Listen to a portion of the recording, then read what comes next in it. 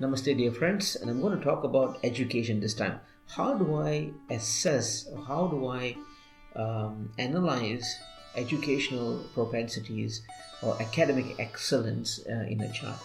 Now, in if you are a beginner in Vedic astrology, I would strongly suggest that you get the basics, very very clear.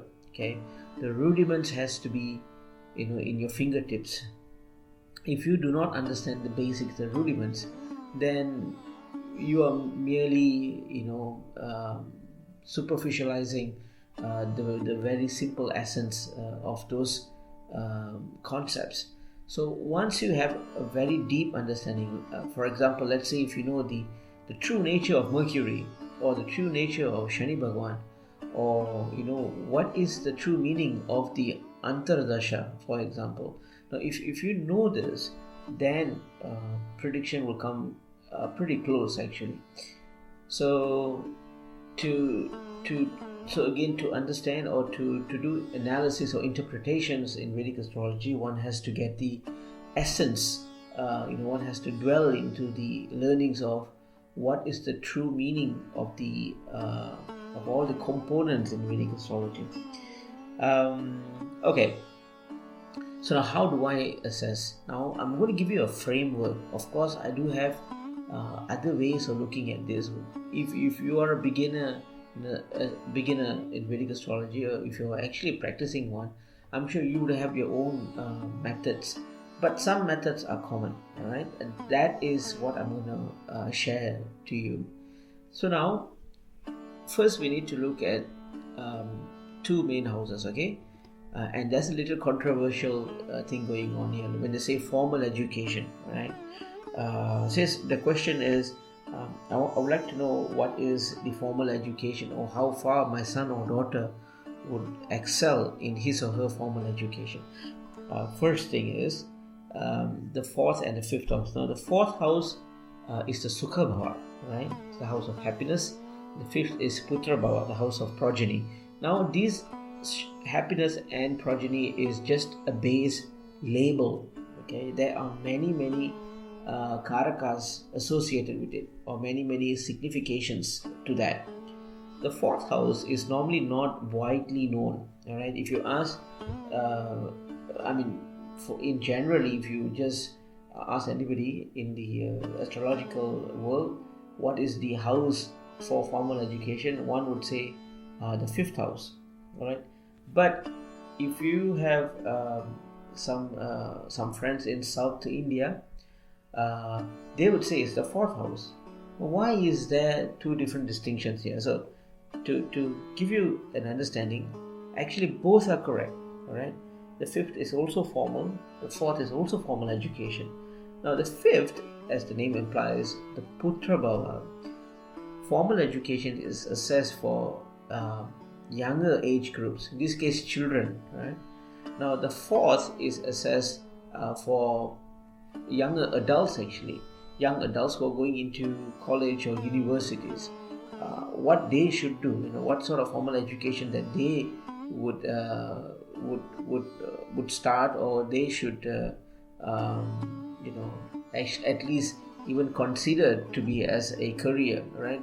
So academic for the young adults is the fourth.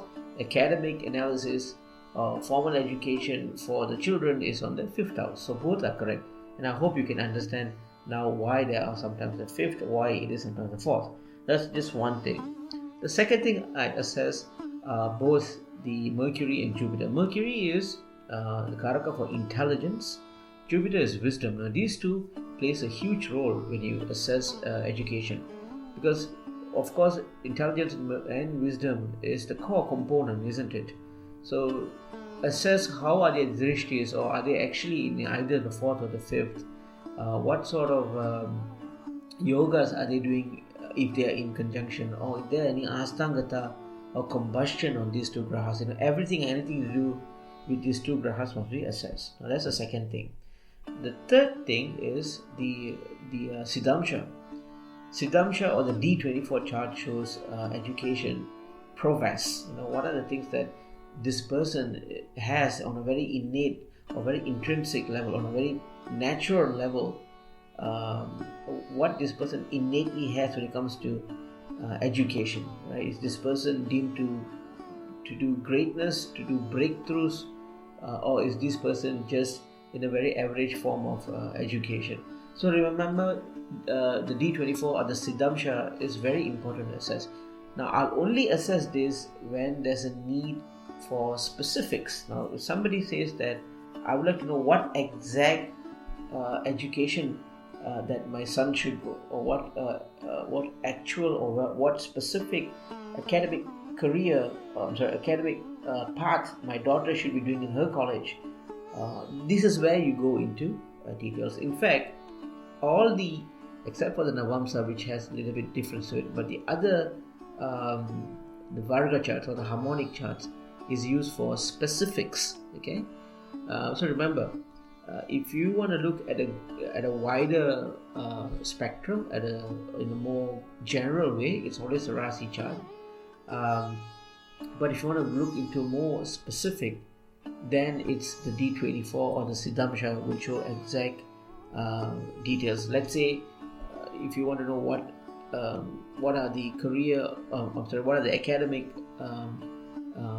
assessments for a person who's going to college, then look at the fourth house, right, in your Rasi chart.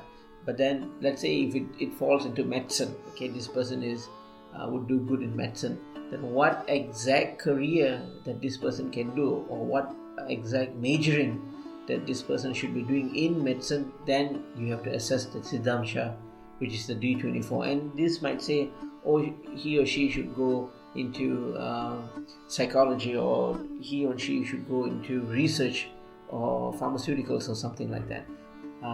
So that's the third thing. Remember, the first is to look at the fourth or the fifth, depending on the group of people that you are assessing. Second is the grahas, which are the Mercury and Jupiter. Third is the D24 or the Siddhamsha for specifics. All right. Now, here is the part that comes about associating that quote from Martin Luther King Jr. when he says that education is all about intelligence and character, right? Now, this is where the fourth assessment comes. One has to assess the D9 or the Navamsa. So we all know the Navamsa is used for assessing the Graha's strength, right? The actual potency of the Graha. And also the D9 is used for partnership or synastry checking or compatibility or marriage and all that.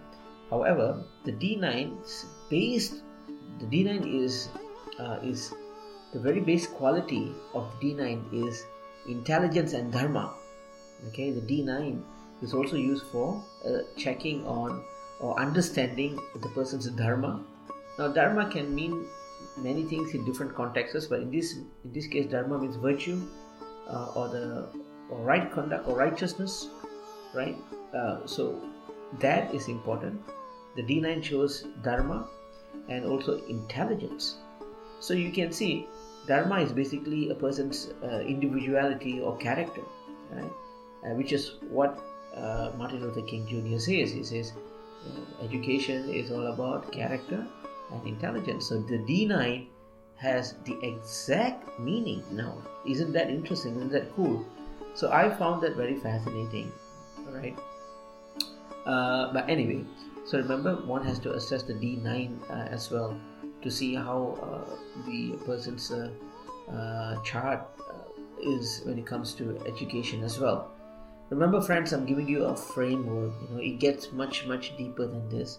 A lot of theological essence is also showered. Actually, some of the more orthodox astrologers, they would stay into the essence in spiritual sense. Like some people will say that, okay, when you assess education, you need to look at the ninth house, right? Why? Is because the ninth is the fifth from the fifth, right? That means that the ninth will show spiritual association or spiritual integration with the academic, okay? Spiritual assessment, higher learning, that's what it means. or traveling to a different country. All that is also assessed in the ninth house. So I'm going to stop here right now. I'm not going to talk more about this because it might confuse the audience. But to give you a very simple, a very base outline or a framework on how to look at it, the perspective on assessing academic path. This is how it is done, or at least this is how I do it. So thank you, friends. I'm going to stop here right now. Do stay tuned, and if you're new to my channel, please subscribe. I'll be posting some of the very interesting ideas and concepts on Vedic astrology. So thank you once again. Namaste.